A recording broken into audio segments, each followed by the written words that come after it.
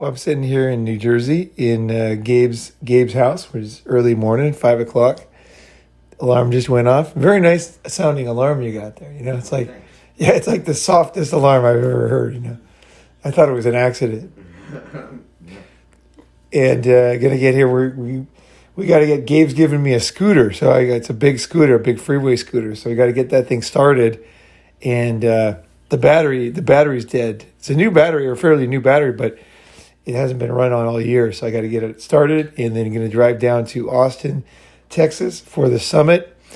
If people are still on the fence, I know a couple guys joined up yesterday and are coming and are really excited. So there is still room. So if you want to come, let me know, and we will figure something out. If you're young and you're full of testosterone, and you stay away from women, you get into MGTOW, whatever, you get into the red pill movement, and then something happens and a girl comes along and you might be embarrassed or something, but it's like physically feels so good and it feels so right? Because biologically it does feel right. It feels totally right. In fact, it feels wrong to fight against it, right? Not exactly wrong, because men have always fought against it. Like for war, when men go to war, they can't do the things they want. They're able to go and fight, but then the war ends, and then what happened? What happened after World War II?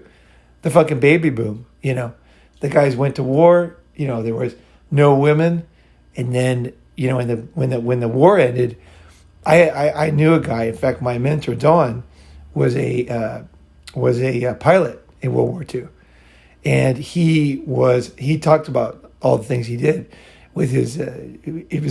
He had some kind of I don't know which plane he flew, but it had like a machine gun on the front, like a hardcore, and he would just fly, he could just nail people on the ground, and he used to talk about that.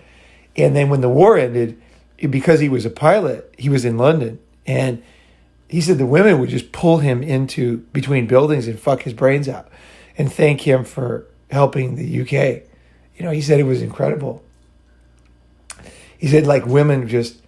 Like that's when he got red pilled, was in the UK after the war, because he had his wings on, right?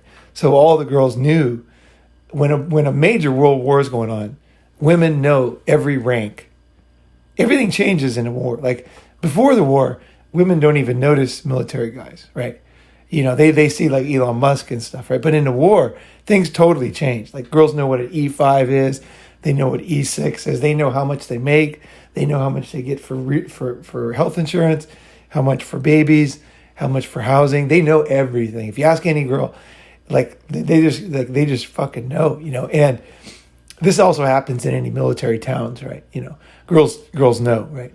But and they fuck the guys, and the girls just they just laid down for these military guys when the war ended, and then the guys just fucking laid down for them, right? Had the biggest baby boom in history, right? All over the world. So that's what happens is you hold back, and then you finally get it, and you're like, fuck, I need it, yeah, I fucking want it, right? And I tell you this, a lot of MGTOW guys secretly are dating chicks. That is a fact. That is a fucking fact. And they won't admit it to their friends, but I know, because I'm kind of in the middle of this thing sometimes, so I hear information from people, and people will tell me, and it's like, it always blows me away that, people would do that, because for me, I basically tell who I am all the time. Even if I look like an idiot, I'll just do that, and I'm just I don't see any value in covering myself up. And that's why some people will not like my channel, because they'll say, well, he's not hardcore enough. The truth is, I personally think I'm very hardcore, but it's just that I'm honest. And it's easy to sound hardcore if you're going to be dishonest and not tell the truth about what you're doing, right? But for me, I'll tell the truth. I'll say, I wanted a baby. I got you know what I mean? I'll just talk about it, and people will be like, whoa, how can he do that? The reason why I can do it is because I know myself, and I know who I am, and long term, I am seriously fucking hardcore guy. I am. Whether it's working out, or whether it's traveling, or whether it's chicks, or whether it's not getting married. like I have never gotten married. Like there's no secrets there. I've had so many women throw themselves at me. Like literally had so many women, nice families, hot women, money, just everything. Like, they got their own house. They're like in whatever position they are, or they're just smoking hot. They're just like, and they want to marry me, and they're like doing everything to marry me, cooking food. And I appreciate that. It's not like I don't appreciate it. The reason why they do it for me is because I am a person who can bond with people. Like I'm not like a cold sociopath who is not able to connect with them. I can connect with them, and I do connect with them, and I feel that pull. I feel that thing because especially when I have a really good girl, I feel that like, man, I should this is girls like, and also I know women, so I can tell, oh, this one's unique, or this one's average. This one, there's a dime a dozen. This one, but other ones, you realize this one's going to be a good wife. I can kind of feel it with some. I sense it, and then I watch them over the next 20 years, and sure enough, right? Sometimes I am surprised. I mean, I'm not saying no every time, but a lot of times I do know, and I know what I'm missing, right? I know what I'm giving up. But in the end, I just don't want to get married. I just won't get married. I'm not like you. Like most people listening to this, you probably would. You might. I'm not. I won't. I probably would. Yeah, exactly. Guys just probably would. I will not. Like I don't. I just fucking won't do it. I've had a million chances, and I don't know. I just prefer to be independent myself. At the same time, I might not use the vocabulary, that everybody, sees as hardcore or whatever, but, or, like I might not talk the way people think you would talk. But the thing is, the way you really showed you get your goal done, whatever your goal is, reach your goal, is by letting yourself let off the steam once in a while. If you try too hard, if you try to be too perfect, you're going to fall, right? I think the key in life is that you have to be able to give yourself some slack. Like if you're saving money, you have to be able to have something that you buy that's nice. You know what I mean? Like I've always had like a nice phone and a nice computer, right? Like I might not I might buy clothes like at the thrift store, or whatever, or whatever I might do, eat cans of tuna. But there's certain things I really want, and if I don't do them, it's really going to bother me. Like if I have a shitty phone, because I like photography, I like to have a nice phone, and I like to be able to use it to edit videos, and I like a computer that I can do stuff with. It has to have nice speakers, has to have a nice mic. There's certain things I don't care about, but the things I do, right? Yeah, well, now that I'm thinking about it, because I'm thinking about when I was at my peak, MGTOW or whatever, and a lot of it I was on forums and shit like that, right? And, now I'm doing the whole pickup thing and all this, right? I wouldn't say it's 180, but it was different. I was engaged with different things. So I think a lot of these guys are in forums and they're on YouTube watching these videos, these things, they're reinforcing these thoughts, and at the end they're also just going and watching porn as well, right? And it's just the things that they're engaging with, and I don't know that how much those things really reflect on what they would do, but it may affect their ability to do it, right? As far as like it, in some way, it's just kind of like being super into some TV show or like a baseball season or something and just watching it. But in the end, it does affect, in some way, I would think, how they interact with women, or their hesitancy. It would create some kind of hesitancy to interact with women, right? But women come after you. You're going to have women right. just come after you. And, when you're working with them or whatever, it's going to happen, Right. So...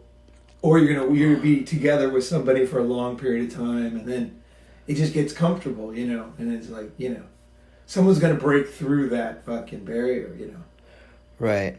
Some woman, it could be an older woman, whatever. It's just some woman's gonna. Right.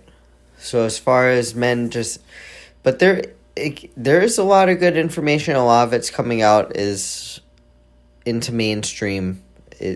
Pieces are seeping out into mainstream with this stuff. So as far as whether or not wholesale it's going to change, I think in some sense it's a part of a lot of other things that are happening as well.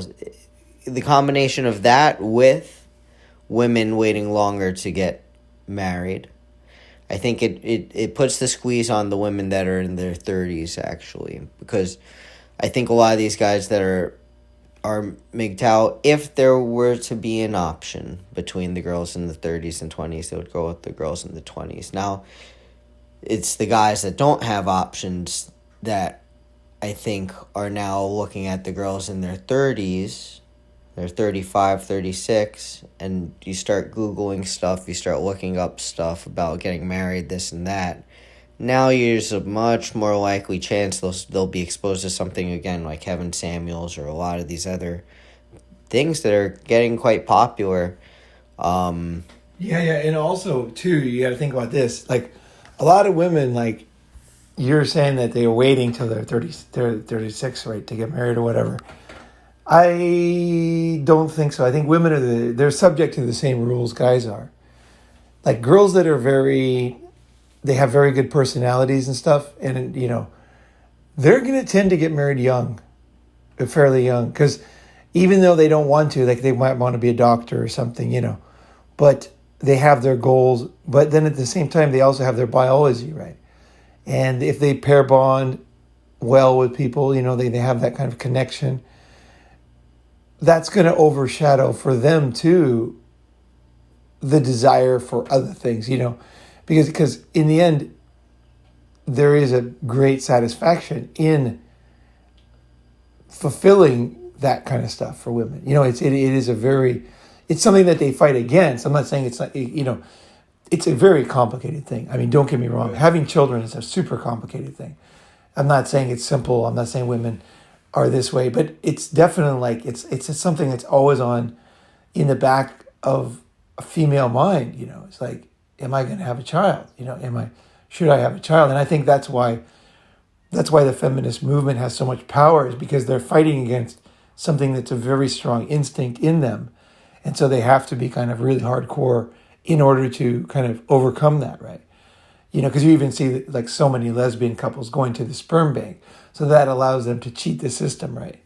They can still do that biological instinct without having to do what they would have had to do to get that, right? So they have a lot of different ways of letting up, kind of getting their goals and having their cake and eating it too, right? Where guys don't have that way.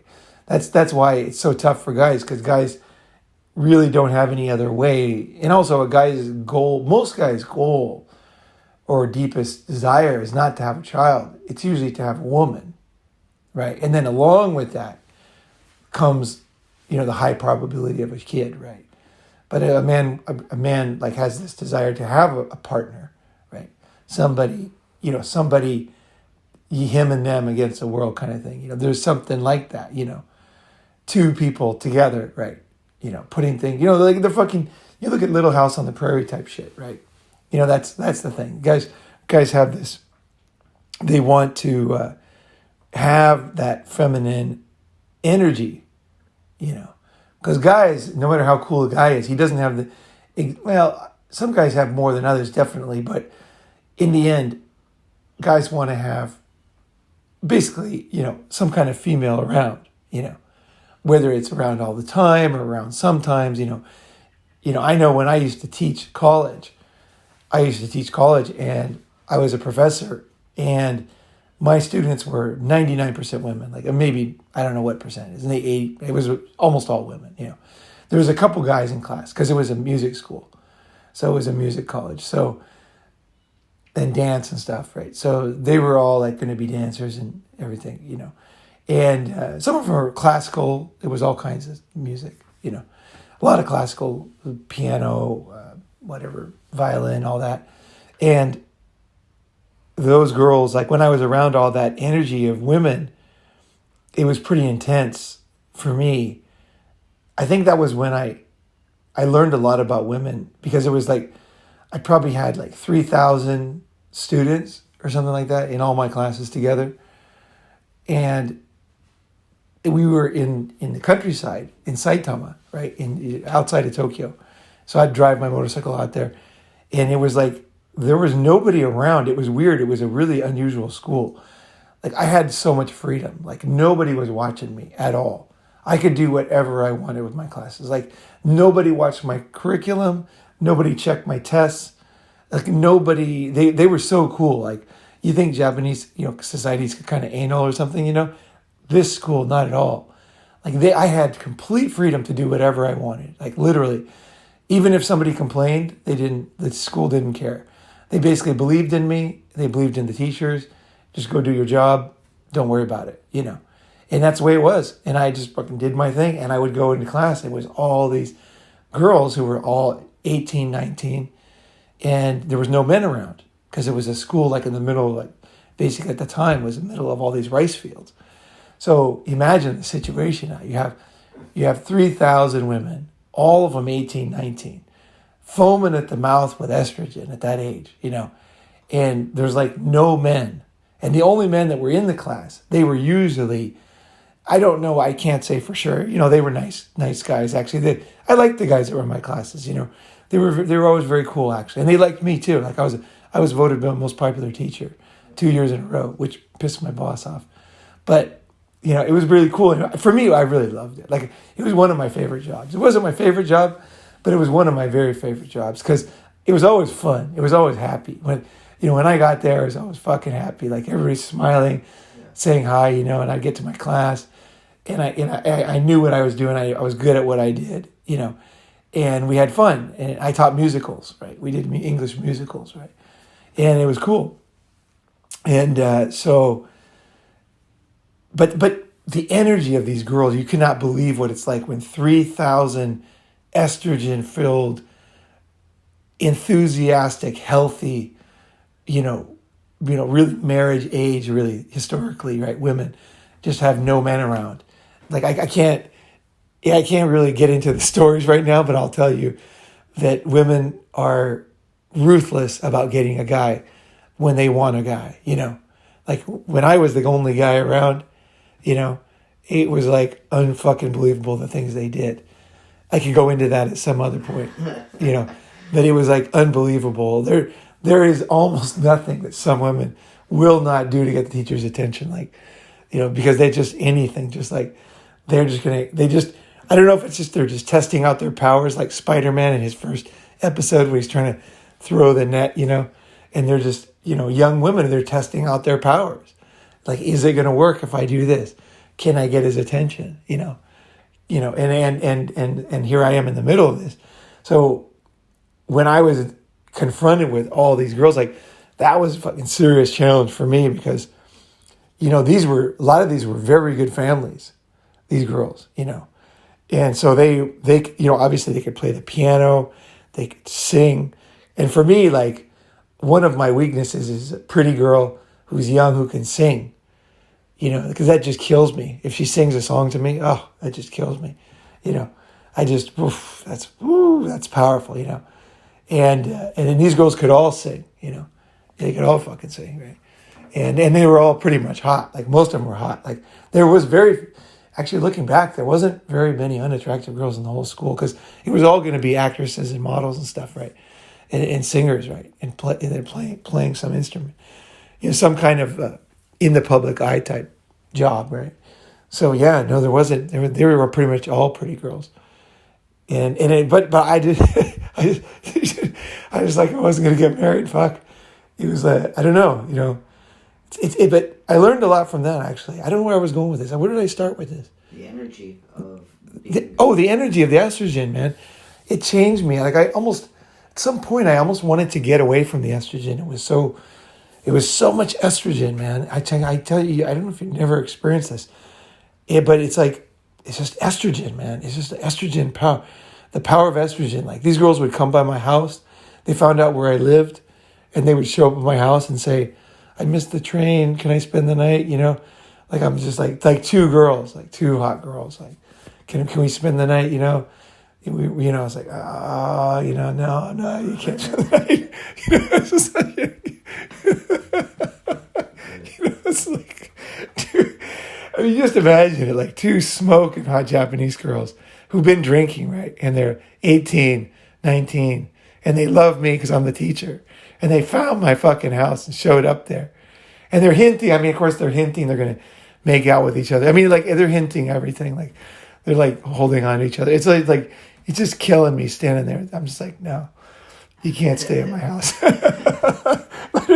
But when I would do that, when that happened, like, they would even get more fired up, Like, they wouldn't be angry. They'd be more fired up. They'd just go out drinking again, And then the next time I saw them, they'd be more fired up, Try again, Try again. But yeah, the estrogen, man, that estrogen is a powerful thing, It's very powerful. My group of guys, we were hardcore, man.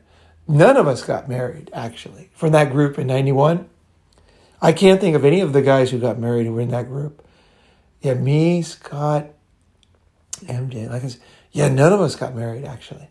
Yeah, we were fucking hardcore. Yeah, none of us, even today. And all the guys in that group were successful, too. One guy was a helicopter pilot. The other guy's a real estate developer. The other guy is doing, I don't know what he's doing. He was a headhunter for a long time. He's doing other things. There was a couple other guys.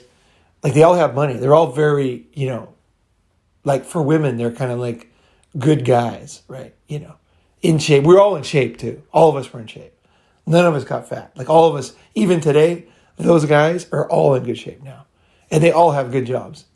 So, like, we were the type of guys, and they're all athletic, too, actually. Because we used to run and play sports and fuck around with each other all the time, right? We were always doing stuff, right? Climbing mountains and fucking having pull-up contests. And we were always just fucking racing, running, who can run to that fucking, the tree over there faster. We're just like, just running, eating shit, and picking up chicks and all that, right? We were just doing that. But I don't know. I hope I hope for the guys that don't want to get married, I can pass that on at some point. I've never really talked about it. It's the first time I've really talked about it. But we must have had something different than the MGTOW guys, because the guys that listen to the MGTOW channels, like, they secretly are pretty weak, most of them. And as far as this concept of not getting married, they like, we had, like, my group of guys, it was a small group, but we had girls coming to us to fuck us. Like, we had girls trying to marry us. Like, it was like we were like guys who were in demand, and we just did not, would not, will not, never did. So maybe I can pass that on. But I don't know if you really want that, Like, maybe you want to get married at some point, Like, we just fucking decided we were not. It was part of our fucking group. Like, it is no fucking way. No way you could fucking get married in that group. Like, and then just tell the guys that you'd just be fucking just ruthlessly fucking, just no way. There's no fucking way. It was not acceptable, It was not acceptable, now that I think about it. It was not acceptable to be a simp in any way in that group. Like, people watched you very closely. And another thing we used to do to kind of sharpen the knife, let's say you had a really hot girl that you were starting to like. The other guys would say, we want to fuck her, And then you're like, because like, they knew you were falling into it, right? And then you would, like, give it to the other guys. They would fuck her, and then you'd let her go, And like, it was kind of like, it was almost like surgery, getting that, we called it sappiness. That sappiness is, he's becoming a fucking sap, That guy's a fucking sap, That's what it was. Everybody was a fucking sap, That was the word, And like, you were getting sappy, So fuck that. That's not good, It was kind of like, we were like, yeah. That's the other thing. I didn't even think about that. All those guys were in the military. And they had all been in the Iraq War. That whole group except me. Every one of them had been in the military. And I was the only guy who wasn't. But they had that kind of military discipline too. Actually, I never thought about it. Yeah, they were all in the military. All of them. Together or no? Just they were all knew each other. They're all from Minnesota. Yeah, they all knew each other. They probably worked together at some point. There was one guy who was a helicopter pilot. There was a supply plane pilot. There was another guy I don't know what Scott did. He did something. But yeah, they were all in the military. And they had been to war. They had all been to war. And then come back. And then that was when I met him.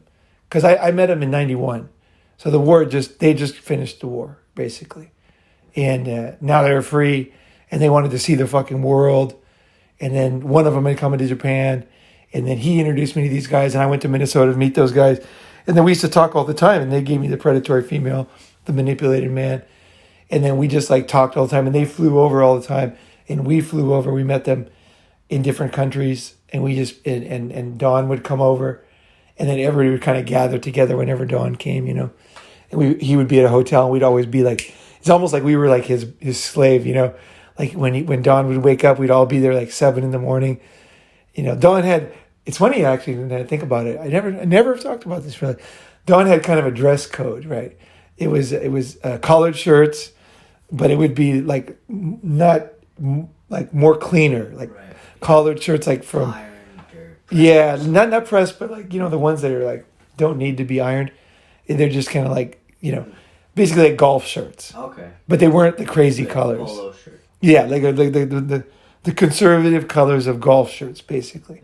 Yeah. And then short hair, which I still do the same haircut that I did then. I started then. Like I still do the same haircut exactly that Dawn told me to do, basically. And I like it. I really like it. Dawn was an interesting guy. This is going somewhere. So Dawn basically had a certain dress code, and Dawn had money because he bought Kentucky Fried Chickens early. He bought a bunch of Kentucky Fried Chicken restaurants, franchises, and they were very profitable. So he made a ton of money off Kentucky Fried Chicken. So he never really had to work after that. He just bought real estate, and he had this big diamond tie clip. It was a huge fucking diamond. And then that was the way he showed the chicks he had money, right? He had like a nice Mercedes, so when he was home, but then when he came to Asia, he had this like big diamond tie clip. And it was funny because Don broke all the rules that we weren't supposed to break, you know, because he basically show off his money to get the chicks, you know. We could never do that. We had to like do it the hard way, even though a lot of us did pretty well at the time. I was making tons of money back then, actually. I was making a lot of money, and because I was headhunting, and I was just making like fucking bank, you know. And but I could never use it to, like we always had to do it the hard way. Don always said, like, don't fucking show your money. Don't be a fucking, just get in killer shape and go up and talk to the girls. You know, go up and fucking, just go fucking do it. Go talk to those girls. You're afraid of talking, go talk to those girls. Get those girls over here. Bring those girls over here, you know. And we'd basically go over, I'd go over. And the thing is I was like really good at it, like naturally. That's why they kind of let me in the group. Oh, that's why. That's what it was. Okay, now I think back. Okay, so what it was is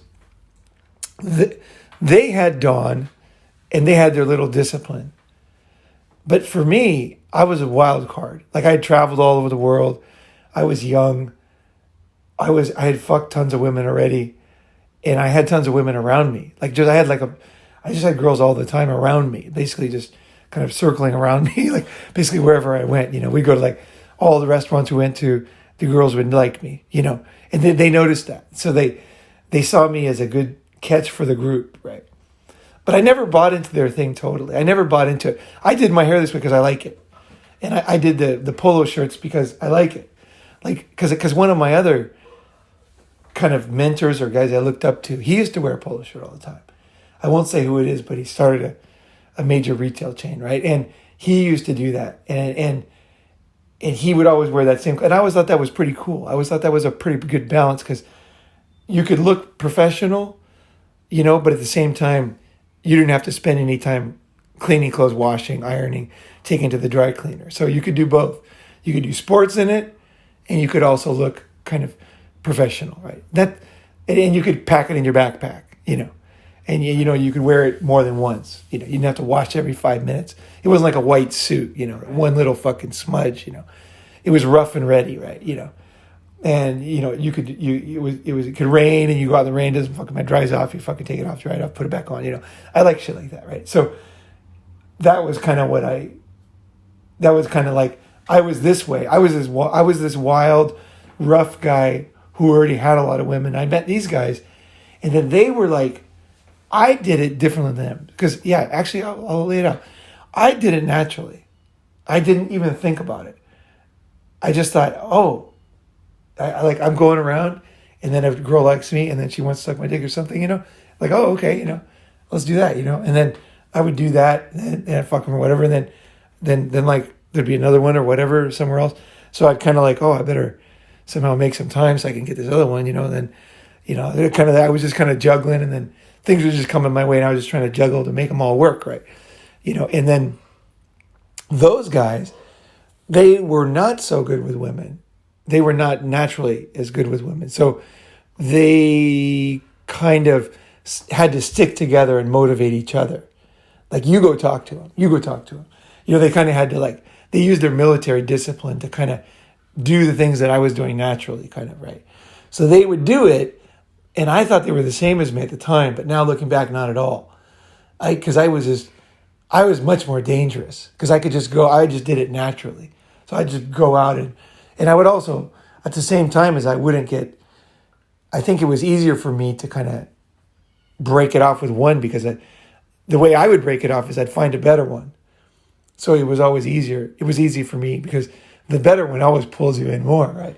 And then you just go with her, right? And then you diss the other one. It's easy to kind of slow down on that one, right? Because she's like a shiny fucking diamond there, and then you're coming to her, and then she loses interest or whatever, you find another good one, right? So I was just kind of doing that, and they were doing it out of discipline. And then they wanted me in the group, so I did what I was supposed to do at the time, which is basically get a bunch of hot girls, right? So that's what I did. I got a bunch of hot girls, and then they were like, I want to fuck that one. Yeah, actually, it was I would bring them in. Yeah, then now that I think about it, I never fucked their girls. I would bring in girls, and they would fuck them sometimes, But I didn't care, because I had plenty of girls. Like, a lot of guys got misunderstood when they listened to some of the original episodes. They thought that I was letting some guy fuck my girlfriend. Like, no. I was just just imagine you're at a party, you go up and talk to somebody, and there's tons of people, and then someone else comes up and talks to her, you don't care, right? That's kind of how it was. So it was just oh, okay, whatever. I'll talk to this other one, And then, so I was just kind of doing my thing, and I had too many girls anyway. I already had, at the time, probably, I tried to keep a maximum of 7 chicks, because then I'd fuck one each week once, right? If I ever had more than 7, 8, 9, 10, then it was impossible for me, because I could never sleep, because then I would just have to have one in the morning, and then she'd try to stick around for the day, and there'd be another one at night, and then I would get no sleep, and I'd be tired all the time, and I had to study. I was studying Japanese, and I was working. It was just fucking crazy. I started to get too tired. I was drinking too much coffee, I was drinking 10, 30, I think I was drinking 14 cans of coffee a day. I was just drinking, I was counting them, and just drinking them, and they had sugar in them and stuff, and I was just I was just too tired, so I could give some girls away. I said, no problem, right? That was my mindset. That's where I was at. So, and so I was a good, I guess, addition to the group. And also I spoke Japanese too, and a lot of them were into Japanese girls. So that was good too, because I could go meet girls in Japanese, and, get them comfortable. And Japanese girls, they all speak some English. Once they're comfortable with you, they'll be comfortable to say what they know, right? Just quite a bit, It's just, a lot of it is just getting over that nervousness of speaking English, right? Once they know you, they don't mind making mistakes so much, right? But in the beginning, they're very nervous, right? So I could get them over that. I'd just bring them in, and they'd be comfortable, and they would like me, and then they would, maybe not with me speak English, but they would speak English with the other guys, right? Because they were my friends, right? So, yeah, so that was our group, and I saw them. I never thought about not getting married. I never crossed my mind. I always thought, I guess I thought I'll get married because at the time, because I was, my parents got married very young. My brother got married fairly young. My sister got married, she got married in her 20s, but she was hooked up with a guy who she got married to later, and she said, she was, she had, even before she had decided it, right? And so my family, relationship wise, very conservative. Everybody's married, no divorces in my family at all. Yeah, I don't even know if there's any divorces. No one gets divorced, Everybody's together. So I was raised that way. I wanted to marry Judy in high school, man. I was fucking totally set on marrying her. I would have gotten married to Judy. If she wouldn't have, she took that turn to become very, very seriously religious Christian. I was Christian too, but she became way too religious for me. And I just didn't want to go. I wasn't going to change myself for a woman. I think that's the main thing with me. It's not that I was not going to get married. It's that so many women don't, they want you to follow them, right? Like Judy, as nice as she was, and she really is a nice person, actually. Even today, she's a very nice person and very nice wife and nice mother, you know. She's doing her thing. I called her right. She's an awesome chick. But also, too, like she was the one, that was on the Christian front, which is a big part of your life, right? Like if you're really serious, she became a missionary, right? If you're a missionary Christian, you're gonna lead people down that road of living that lifestyle, having Bible studies and everything, right? And I was like, no, I can't follow. Like I just can't follow. I'm not going to follow. No way. Like I'm if I decided to do that, I would do it, right? You know, and then I would look for a chick who wanted to come with me. But I've always been the captain of my ship, right? So I'm going to go on my direction, and then there's always something that stopped me from getting married, basically, because with Judy, it was like, no, I couldn't do it. And she probably to this day thinks I left her. But I know she left me because she was totally on board with me. I was the captain. She was coming with me the whole time through high school. I met her when I was 15. We broke up when I was 19, right?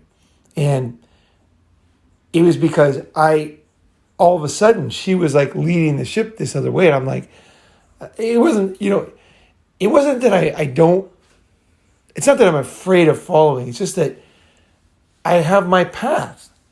Like I have my thing I have to do.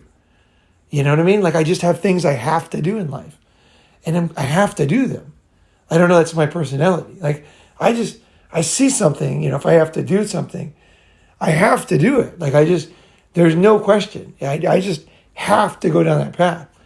There's no fucking question, whether it's getting in shape or whatever the fuck. I just have to do it. Like I'm going to do it no matter what, you know, and something that would take me off that path would be such a sellout for me. I could never do it. I would rather be totally poor and totally alone and doing that thing. I have to do it, right? That's my personality. So, and that comes in handy too, because that discipline of, you know, just going for something, right? And so whatever it is, you know, like right now for me, one of the things is Ronin, man, you know, like I have to do it. Like I just have to do it. You know, I get other opportunities, but I don't care, you know, even if they're really good. This is what I'm doing. Like I have to do it right now. I really enjoy what I'm doing, passing on, learning, and doing stuff that essentially I've been doing since 91, you know, but that's what I got from them. From those guys, they were the guys who brought to the attention that getting married was a bad thing. Because they said, you know, you just become a sap. And then we would walk around and look at people in the mall that were married, and we would look at the guy and they'd say, look at that sap. Look at what he's doing. Look at the way he's walking. Look at what he's fucking doing. That guy's a total fucking sap. And then they brought it to my attention because all I saw was like, I didn't see any of that. What I saw was energy. So I'd see a chick that I'm stoked on. I'd fucking move towards her. I'd fuck her. I'd be part of her life. I'd see like something I wanted to do in my life. I'd go do that. You know, but I didn't see the negatives, I didn't see that kind of trap. I saw the positives, right?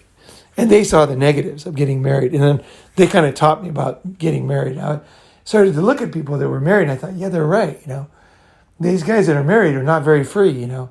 Like they're not doing what they want. Like they're basically hiding in their garages, and they're not dressing the way they want. They're not doing the jobs they want. Like that's what I saw. I saw from that group. That's what they taught me. And that was good. That was good for me. And also, the thing that was really hard for me with those guys is I bond with chicks, right? I really bond with chicks. Even if I don't get married, I still bond with them, and they bond with me. And here's the deal, guys, and for women listening too. Contracts and courts, they don't really mean much. They don't mean anything. The only thing that means something is reality for human beings. Biology means a lot, right?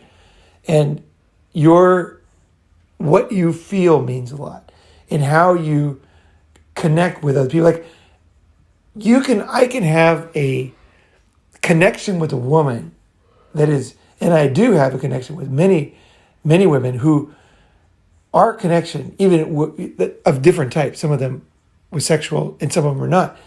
But I have connection with women who the connection is very fucking deep. Like I can call them after 10 years and they're just like, they're on the phone with me. They're listening. They're like, have been thinking about me. They know exactly who I am and they can give me really good advice. They're like, I don't think you're going to be happy doing that because you probably want this. And I'll be like, yeah, you're right. Because like they actually know me and care about me, right? So whether we're meeting all the time, there is a bond that's so deep, right?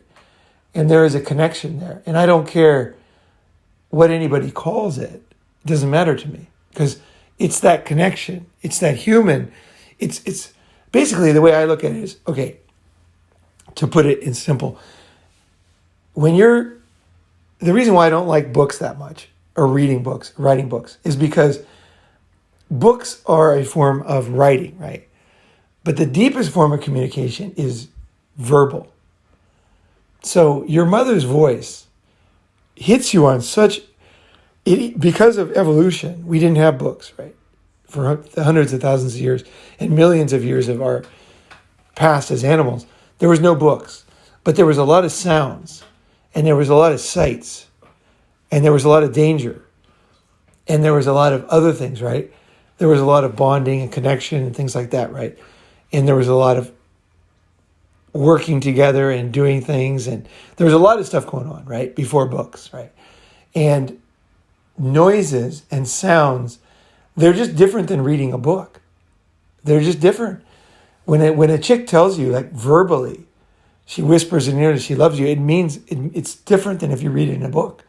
It just affects the bones in your ear move, and then they cause your brain to feel a certain way. Like, it's a deeper connection. It's a much deeper connection than it is to read. And that's why I make a audio. That's why I'm talking audio right now, is not video. Because video is not that deep. Our eyes only evolved fairly recently. Audio was a lot longer before that. Audio was way before that. And our ability to see, and the Cambrian explosion, the explosion of flowers and colors, and that thing was way, way late. Almost the end of evolution. It was towards the end, right? And so I see life as there are deep things that are very deep in us, right? And sometimes a book will properly describe these deep connections that I'm talking about, and you will get that out of a book. But a lot of times writing is, if you feel your body, next time you read an email and you listen to your friend's voice, feel the difference. Totally fucking different. When your friend calls you and he's like, hey, you're just like, hey, you feel yourself feeling good, right? Whereas when you read it, it's just like it's a fake substitute for the guy's voice, right? I mean, it still works. And I'm not saying it has no meaning right there. I mean, I listen to audio. But there's something special. It's way fucking deeper. You can feel it in your body. Kids, when they're little kids, you can communicate with them, but they don't know any words. They can't write any books. Right. But your connection with them is so deep, right? It might even be one of the deepest connections with a child, right? So the thing is like, I see life as those things are the most important. And I see most people, like, they're just fake. Like, they don't understand the difference between fake and real in life. They don't understand what is real for them and what is real for other people, right? Like I personally, that's all I see. I can see basically the layer. I can see where it starts, the deep stuff, and then the fake stuff. And I know the fake stuff, it's not that it can be okay. Like, fake grass can be fun to play soccer on. I'm not saying that real is always better, but understanding the world requires your ability to be able to differentiate things, right? You have to be able to differentiate.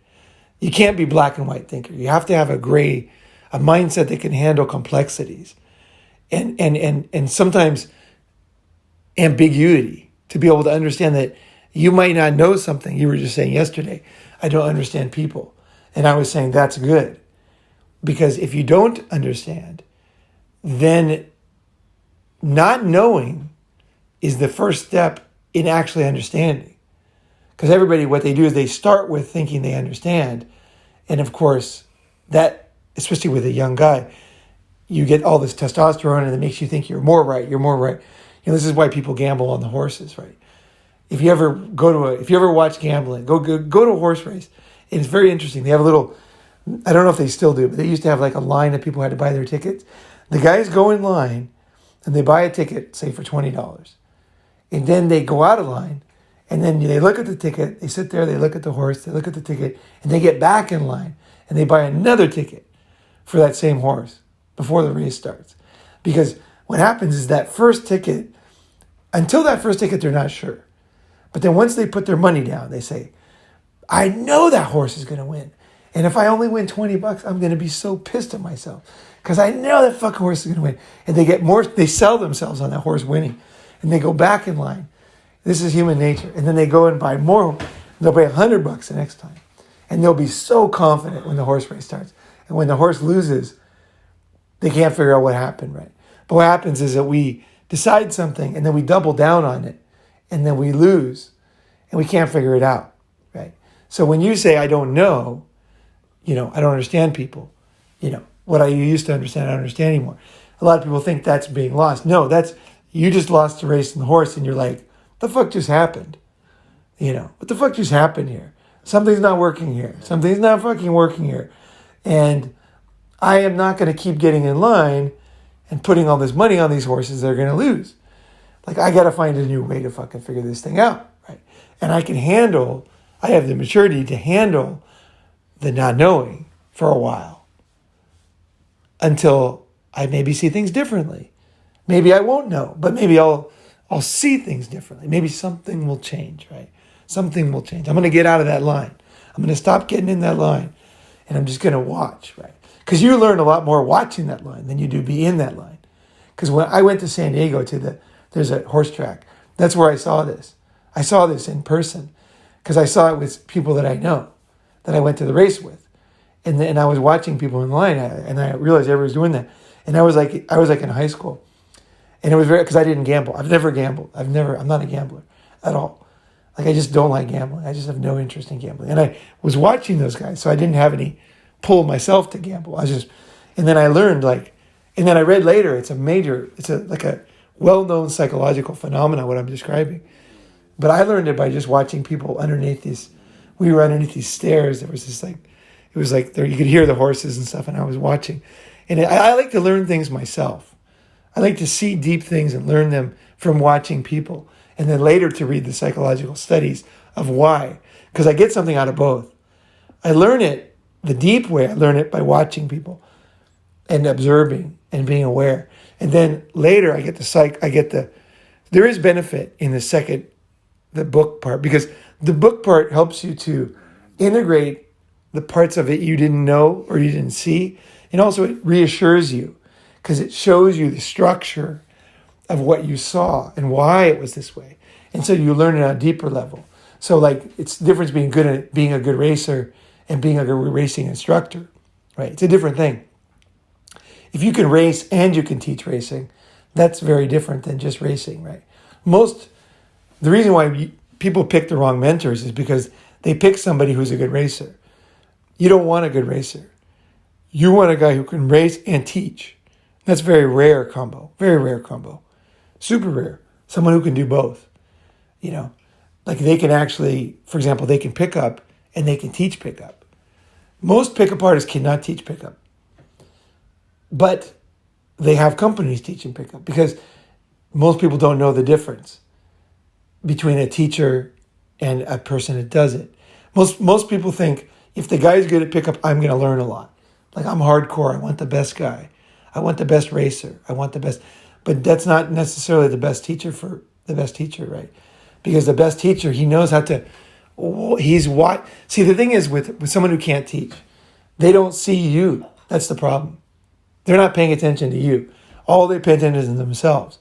So when they see you fuck up, they think of what they would have done to fuck up they think of themselves, but they're not watching you. A good teacher, like, they know themselves. They mastered. They went through all the stages of fear and risk and learning. But at the same time, they start to teach and they realize, oh my God, people are totally different than me. Most people don't really know this, but a good teacher, they learn that at some point. I learned that. That's why I was teacher of the year. I learned that I'm very good at languages, but not everybody is, and I had to watch other people struggle. And then I had to say, oh God, it was hard for me for me, it was so easy. It was like, oh, okay, wait. Okay, now these people are not learning. Somehow, what the fuck is wrong here? And I would watch them and I'd say, okay, they need to do okay, maybe he needs this. I'll bring him in, and I would take him in, and I would see how I could get him. And then once he got over it, it was kind of surprising to me because as a teacher, okay, so first I could do it myself, no problem. And then I was very frustrated watching the guy couldn't do it.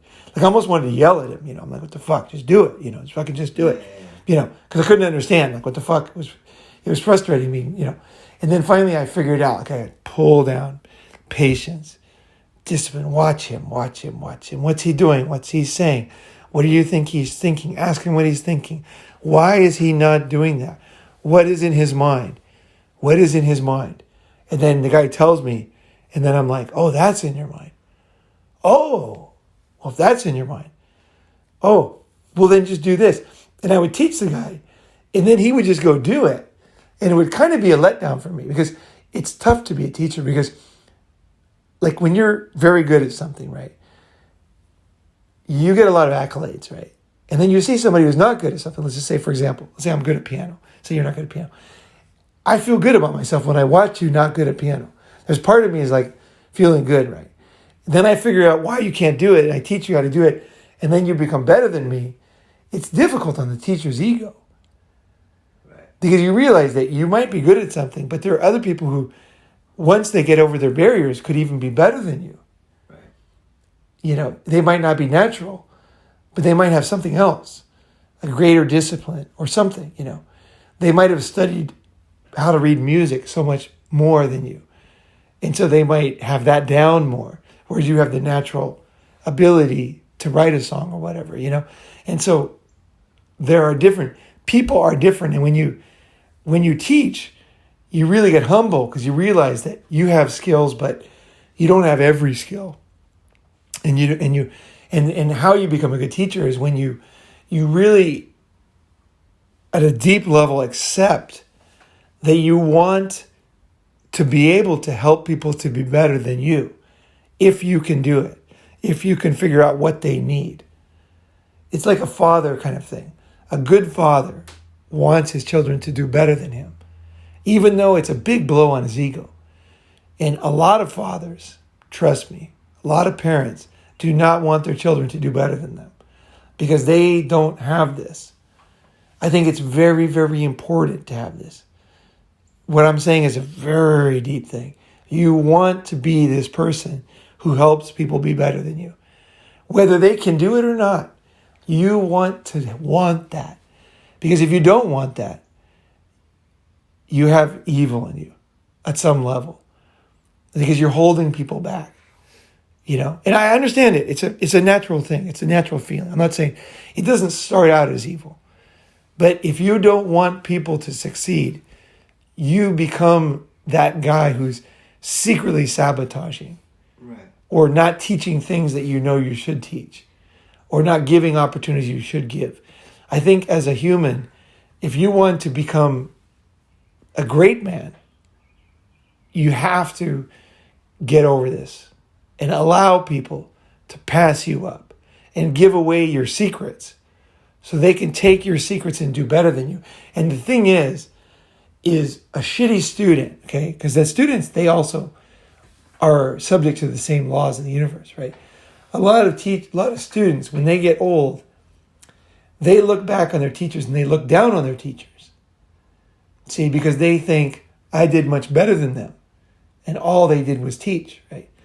But see, the real superstar, he knows that in those teachers, there was somebody who was even greater than him, because he was the one who taught him the secrets, who allowed him to pass him, right?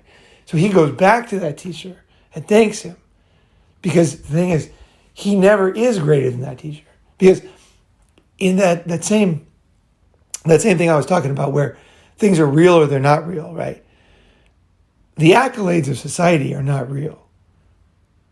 The money, all that stuff is not really real. Like a court decision doesn't mean shit. In the end, what matters is the reality of human beings, right? And when somebody helps you, when somebody legs you up and you end up succeeding on a grand scale, they did that out of a deep, very big heart, right? They knew what they were doing. They allowed you, they lifted you up. And when you come back and thank them, they know you were one of the best students then. Because they know you appreciate it. Like, they just wanted to be a teacher, right? A lot of teachers, they do it because, it's just an easy job, right? But there's other people who didn't do it because of that. The great teachers, right? The great teachers, this is what they're doing. And then it's with great sadness that they realize that a lot of their students don't understand that. They didn't understand what they were doing, right? So I think part of being a great person is that you have to accept, like, when you decide that you're going to do that, the greater thing, the bigger thing, right? You have to understand that a lot of people will not understand that. And they will never, like, if you're at a party or whatever, you have to accept. But the thing is, too, is in the end, to me, those people that don't get it, although it is tiresome, to have people not appreciate you, not understand what you did, right? The reality, if I'm going to say what is the ultimate fucking reality,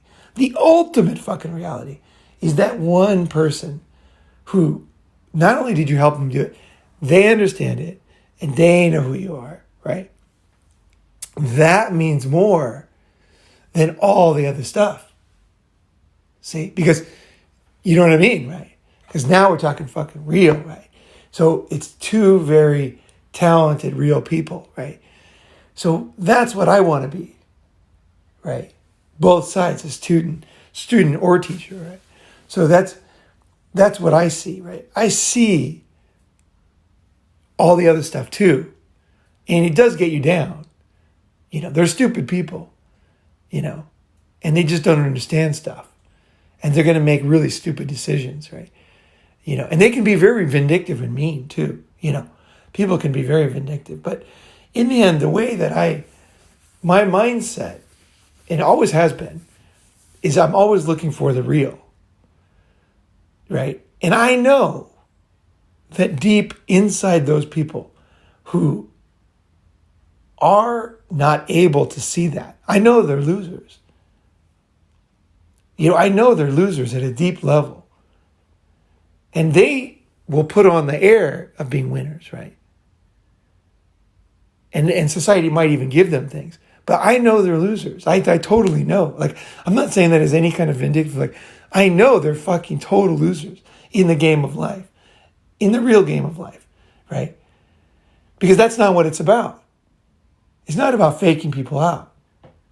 It's not about like, oh, I got this job, and I'm a good person, I'm a respectable person, right? I'm a judge, right? For example, right? I'm a respectable person. But see, in reality, the reality is that everything that I just said is the reality. There's nothing else to say there, right? So the thing is, when you finally slow down and you see life, you start to understand the reality of life. And the reality of life is very complicated, because I'm not saying you don't want to succeed. You don't want to become a great person. You don't want to, in the eyes of the world, right? Because here's the thing, when you are in this mindset, you are a diamond, right? And then what'll happen is, at some point, something's going to come around where you're just going to succeed on something again. because you have maintained that. You have not sold out, right? And people see that and they want you to be part of something, or you see something, and then because there's nothing else clouding your mind, you can totally see it, right? You can see what you want. Just like I was talking about not getting married, right? You can just see it. You just move towards it, right? You just keep moving towards it, right? And the thing is that movie Amadeus is the perfect movie, I just love that movie, I just fucking love that movie. The Amadeus and what was the other guy's name? I don't remember. The other guy. Yeah, the other guy, that story is so fucking timeless, That story, Are these originals? He's asking him, and then the king or whatever he was, he's like, it's almost perfect, but and he goes, Your Majesty, what is not perfect? And he goes, there's too many notes. He goes, too many notes? And then the other guy, he's like, there's too many notes, right?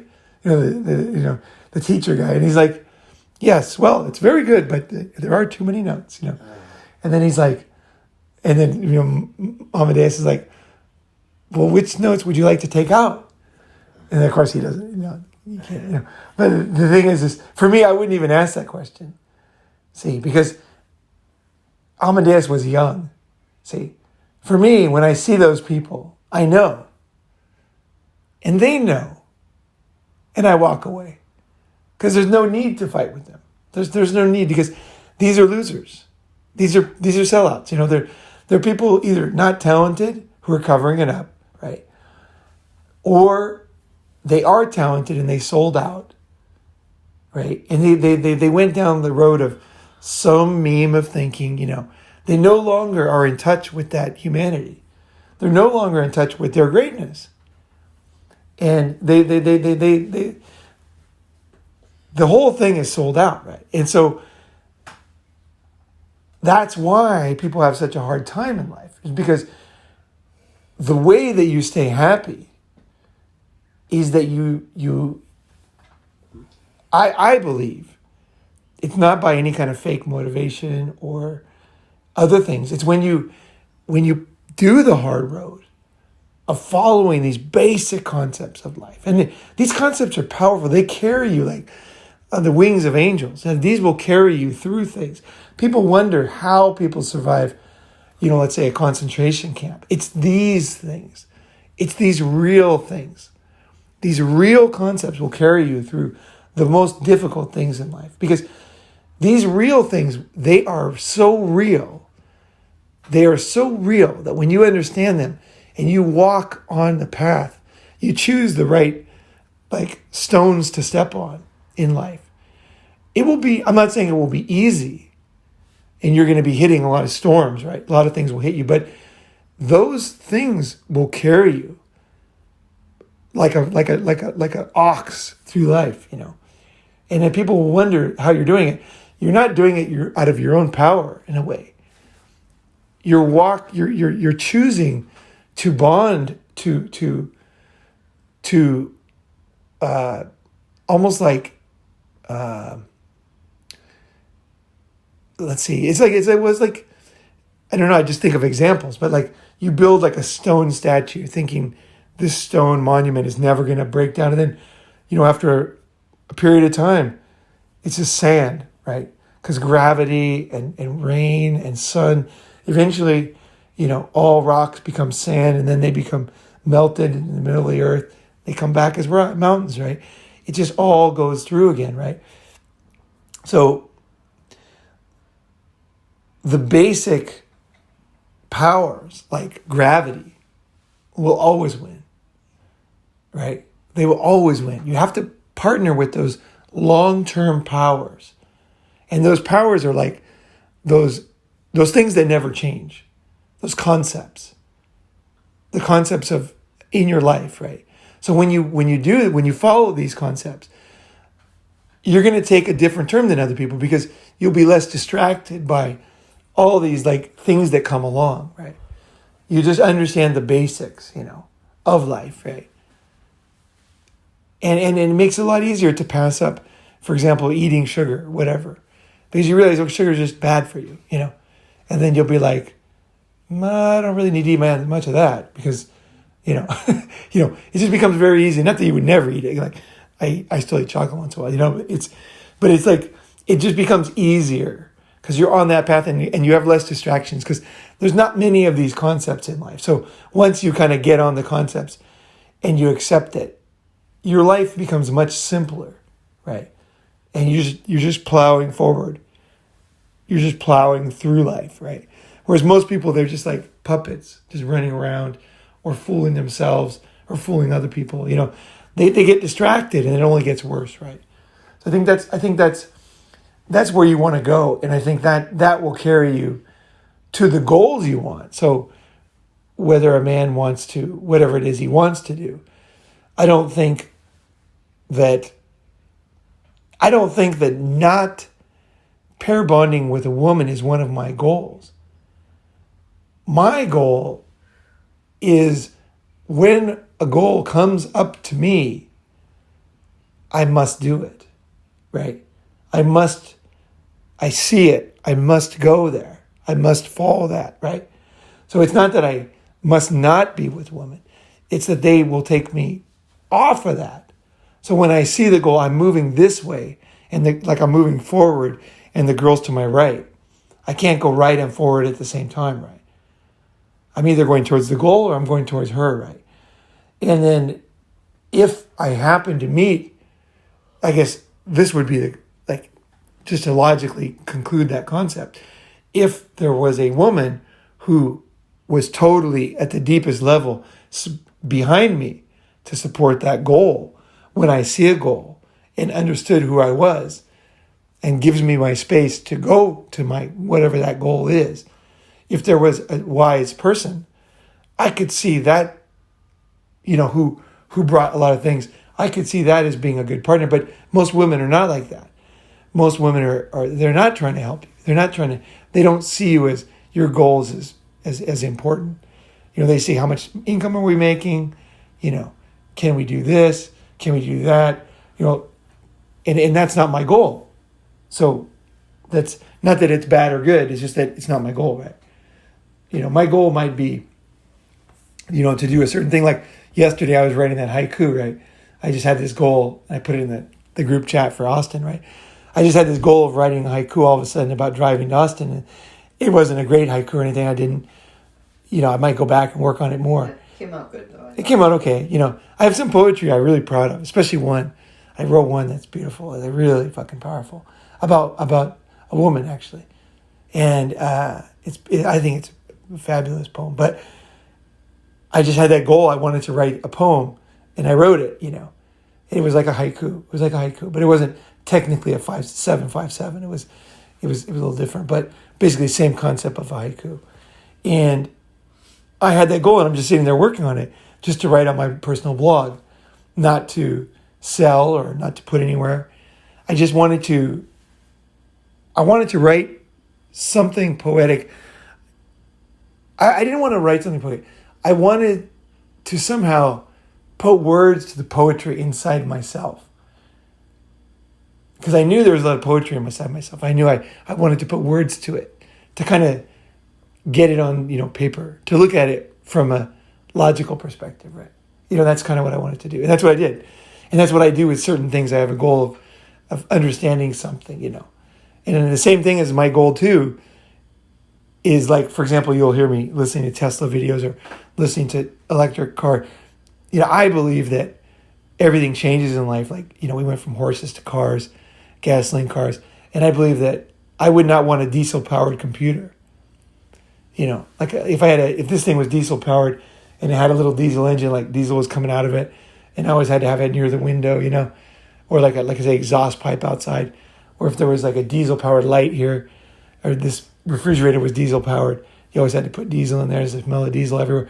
I think that would not be a good house, right? That's the way I see cars. I see electric and some type of future electric as being, people die in cars all the time because of pollution, right? They park the car, make out with a girl, fall asleep drunk, whatever, in the snow, and then they die of asphyxiation from the carbon monoxide, right? I've always people in Minnesota die of in cars all the time of that, I've always thought that was very sad because cars or, kids will die because someone left the car running in the garage or something, right? I've always thought that was very unnecessary, I've always thought there was a better way to power a car, right? And, I'm not like big on global or anything. I think when I see a car with no emission coming out of it, I always think that's a better concept. I've always thought electric power, it's better than gas power. Like if you look at like the Three Gorges Dam, they have these huge electric, and motors that run the dam to open and close. There's these massive electric motors with enormous power. I think that the Three Gorges Dam has enough energy or equal production of energy as I think 11 nuclear power plants. It's amazing, right? Think of the power of those motors. A gasoline or diesel motor could never be that powerful to hold that water back. It's not efficient enough. Gasoline and diesel you're losing most of your power in heat and everything, It's a waste of energy. Whereas electric is always much more efficient. I see electric motors as they're just much better. They're much lighter. They're much more powerful. They're much more efficient. They're much more reliable. They have much fewer moving parts. I see that as simplicity and engineering and beauty, right? And then how you power those electric motors could be wireless electricity. It could be batteries, whatever it is. It could be solid state batteries in the future, whatever. I see that as a better motor, And I don't want a diesel fan in my house, right? I don't want a diesel car, I want an electric fan, right? And I think electric motors for cars are much better, And so that's why I'm into it. I'm into it for a very different reason than everybody else is into electric cars. I see the simplicity of the motor, 12 moving parts. I just look at that. It's just beautiful. That's just to me, that's just unbelievably beautiful. When I see the conversion, the efficiency of that thing, that is perfect to me. I just see that. I'm there's got to be a way that is running the car, That's got to be a way that beautiful thing, perfect engineering marvel that was invented, way back, right? It hasn't changed much. It's starting to change. There's newer electric motors, but basically it's the same, right? Most of them. That's beautiful, right? I love that. That's the kind of thing I like. Is that kind of real stuff, To me, that's very close to real. The efficiency of an electric motor. You're taking power and you're getting almost out of the power out of the other side of that motor. You're almost losing nothing with the motor. That's amazing. That's close to perfect. The fusion and the nuclear fusion in the sun is a perfect fire, right? It was very hard to get going. Nuclear fusion requires so much pressure. It's just amazing. But once it starts, it's such a perfect reaction because it just keeps burning and burning and burning, and it requires very little fuel. It's incredibly hot, and you can't put it out with water, and it's just a perfect, close, on this world, that's the closest thing to perfect, a nuclear fusion fire, If you could make a nuclear fusion barbecue, it'd just be amazing, It'd be, anything, So there's these things, and I see those as beauty and real. The same thing as I'm talking about human connection, right? That's what I see. That's all I see in the world. It's these things that really are real and work, and I move towards them, right? And I see them, and I want to. That's what I value. I don't value the other things. I see them, and I know that they can help you in some ways. If you look successful, you might meet somebody who helps you to get on the road to that real thing. So I do understand it's complex. You're not a lone wolf in the world. Social is important. And fake, in that sense, clothing or whatever, good school degree, that could lead you to the person, that could lead you to the vortex that creates that nuclear fire to create that goal you want. So sometimes you need to be a balanced person, right? But don't forget the real stuff. In fact, the real stuff, when you close your eyes, you should just see real things. Maybe 12 in the world, If you see 12 real things and those are real, you're good. You're good. You're fucking good. Because it's impossible to beat those real things. Like, they are so real. Like, they will, the power of those real things, like gravity, destroys everything else. It just wipes it out. So you're partnering with the right power when you partner with things that are real. You're not having to force it. You're just using your intelligence to decipher and partner with those things that are real, right? And then to focus on them and to keep them in your mind. And then when you see those other things, they just won't, those pale in comparison, right? And then and with those things, I think, to go back to MGTOW, I think if you integrate the concepts I just talked about into any concept you're talking about, you will start to see it differently. You will start to see it differently. I think just understanding, I've never verbalized what I did today. Like, my mindset when I met those guys and the way I'm different and why. I never even thought about it till today, actually. This is the first time I've understood myself, actually. Like, why I don't get married. Because I always thought, am I against marriage? I'm not against marriage. Am I against partnerships? No, I'm not against that. It's just that there's more important goals sometimes. For me, there's more important goals always. I've always got some goal I'm really into, And it just overshadows so many other things, And there's so many compromises that most guys will be willing to put up with that I cannot even understand why you would do that. Like, why would you sell your soul for some pieces of coal? You know what I mean? Like, you look in your stocking and there's coal in there instead of gold, right? Like, why would you sell a valuable thing for nothing? Your life and time on this planet is so short, right? It's so valuable. You have very little time. And your health, everything is very limited. And then to sell that for nothing, for somebody else's goal or for a meaningless goal, that truth there, you have to integrate with the other truths, is the limited time we have. Because what everybody does is they say, oh, we have limited time, but I'm going to invent a concept where I can live forever. Like, I'm going to believe in a God that makes me live forever. So I'm going to forget. I'm going to ignore the value of the only thing I have, which is this life. I'm going to ignore that because I'm going to imagine there's another life, right? And that other life is way better than this one. So even though I want to enjoy this life, I'm not going to.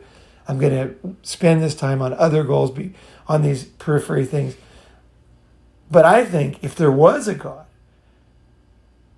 he would be on my mindset. He would be on my wavelength because I'm going with shit that's real, that he made, right?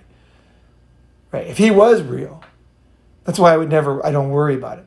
Because if there was a God, right, I would be welcome there.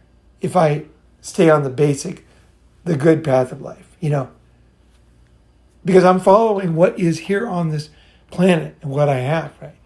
Like, that's all I have. I can read a book somebody wrote somewhere, whatever. But I'm following much deeper concepts. And if there was a power that made those concepts, that power would understand what's important. Obviously, right? He made it, right? He would understand it, right? So I would figure, oh, fucking good with him, right? And if he's not there, then I'm good too, right? So I think by knowing what is truly real, and I'm not telling you what's real, okay? I'm just saying that there are real things, and there's probably only a few of them, 12 or whatever. Once you know those, once you understand that, the world becomes much easier to understand too. And you'll feel it, You won't be able to check them off like a check mark today, but you'll start to know, okay, right. Is this one of those things or is this not? What is the real thing here? What is the real fucking thing here? And I think when it comes to women, the reason why women still love me, even though I don't marry them, is because they know, and I've had women tell me this. I've had many women tell me this. And these are women who, I dated for a long time. Through their years, they went to the wall. You know what I mean? Like things that would make a lot of women angry. But these were These are women that they were good women. I picked, and they knew, and they would say to me like, "You're the most pure guy I've ever met. You are like so fucking pure." Like, and it's like, I consider that a huge compliment because it's like, they know that I didn't do anything out of malice. It's just that I'm just totally on my path, right? And they understand that. And they understand they can't be part of that. They're not part of that path, right? But I'm on my path. And I think there's something in women that really appreciates that. There's something deep in women where they might not be able to marry you, right?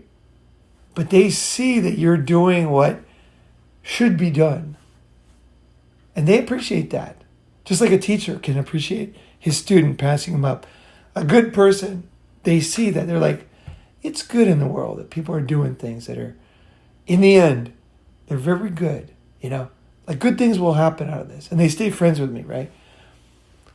They know I have a lot to offer as a friend too, right? Maybe not as a husband, Maybe I'm not husband material, right? But I have a lot to offer as a friend because I have deep wisdom. Because when you keep on this thing, you just naturally, what I'm describing here, it just creates fucking wisdom. Like what I'm saying is like, this wisdom is basically just seeing what the fuck is going on, right? You don't have to be anything special. You just fucking once you understand what the fuck is going on, wisdom just comes. You're not making it happen, right? You're just finally waking up to what is going on, right? And then there's a lot of value in that. And women know they might marry another guy, right? But they come back to you. They want to be around you because you're like this rock who's always on track, his track, right? And they come back to you and they're like, what do you think about this? And I'll be like, I think you should do this. Like this is what a lot of guys don't understand is, just like a lot of guys come to me for advice, in my life, all the women that know me well, they come to me for advice. Which you might think is surprising, but it's not. They all come to me for the same way because they know. Because the advice I'm going to give them is the same kind of hardcore advice I'm going to give to a dude, right? Because I can see where they're trying. I can see what they're trying to do. What their goal is. I can see what their path. I can, their individual path as a person, right? And I can see what's going on with them, and I'll just say, well, I think you should do this. I think you should try this, and they'll be like, oh, I couldn't do that. It's like too hardcore. I'll be like, no, I think you should do that. That'd be good, And they'll be like, they'll laugh and they'll go do it, right? They'll say they're not going to do it, but they'll go do it, right? Is because in the end, like, they're, it's like they have their goal too. Like women kind of have that, maybe their path and goal. A lot of guys don't think women do have a path and goal, but they do. Women do have their own, but it's a very feminine. It's very different than yours. But they do have their path. They do have their path that they should follow if they want to be truly connected to their true self, right? And that's what I'm talking about. And women have that too. So I think the concept that when you don't get married or whatever, you're going to be hated is not true. Is not true. Not in my opinion. In some ways, you'll be loved even more because you never went off your path. Like you were not dishonest about it in a way. You were totally honest about who you were. Like you might have lied a few things. You know what I mean? Like here's what people don't understand. Let me just say one last thing. Is the mating game is the mating game. It's a mating game. And it is a game. And a lot of guys don't get it. And a lot of women, it's like guys just don't get the mating. The mating game, it's the birds and the bees, man. It's a fucking thing. It's like there is no book that you can read that will make you a great comedian. There just isn't a fucking book.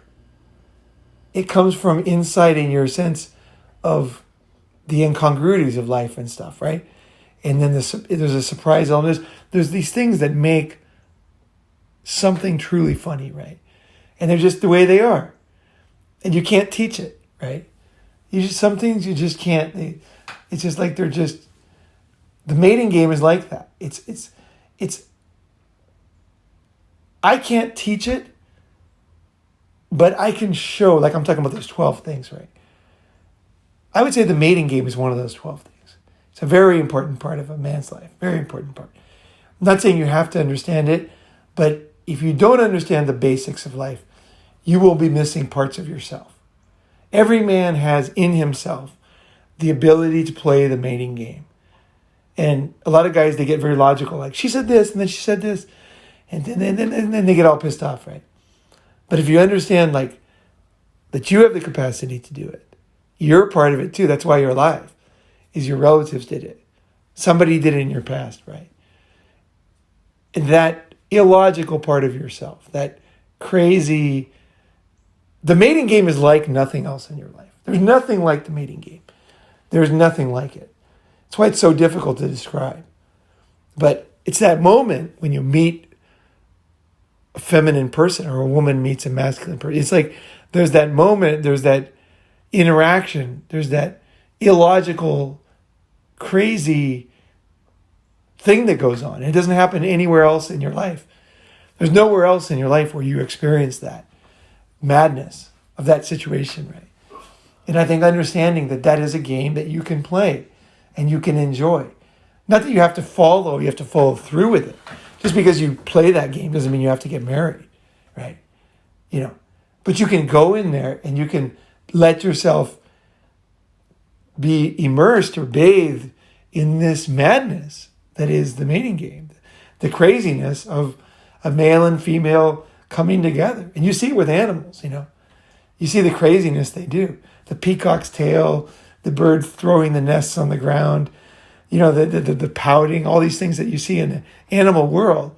It's all part of the mating game. And I would say for myself that understanding that, I mean, you never really understand the mating game, but I mean, you immerse it and you experience it and you laugh at yourself. It's just a totally fucking crazy thing, you know. I think it's almost like laughing. It's that weird. It's just something that you don't experience any other time in your life. I think you're less better off as a person if you've never experienced that. So that's what I would say is embrace those real things. Embrace those crazy,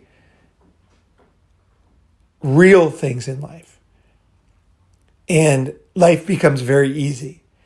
And a lot of people will tell you, if you do this, then you have to do that. So if you play the mating game, then you have to get married, or you have to do this, or you have to do that. There's no fucking have tos. There's no fucking have tos. Experience reality. Enjoy the madness of the 12 real things in life, you know, and just enjoy them and master them and see them. They will make your life simpler and more fulfilling, and you will reach your goals. And your goals might not be visible sometimes, but they will bring you satisfaction. And that confidence and satisfaction is amazingly powerful. And you have it inside yourself. All right, guys. Thanks for listening.